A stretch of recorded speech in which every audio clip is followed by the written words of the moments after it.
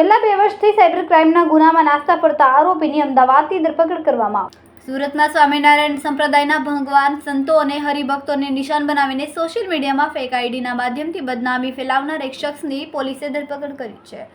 આરોપી છેલ્લા 2 વર્ષથી ભાગતો ફરી રહ્યો હતો. સુરતની સિંગણપુર પોલીસે આરોપીને અમદાવાદ ખાતેથી ઝડપી પાડ્યો છે.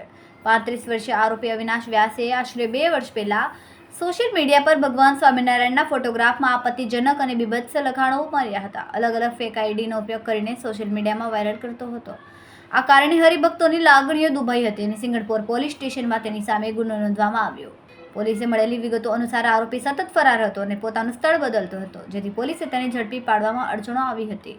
સિંગણપુર પોલીસની ટેકનિકલ સર્વેલન્સ અને ગુપ્ત સૂચનાના આધારે આરોપી અમદાવાદ ખાતે હાજરીની પાકી માહિતી મેળવી વિશેષ રણનીતિ રચીને આખરે અવિનાશ વ્યાસને અમદાવાદથી ઝડપી પાડવામાં આવ્યો હતો.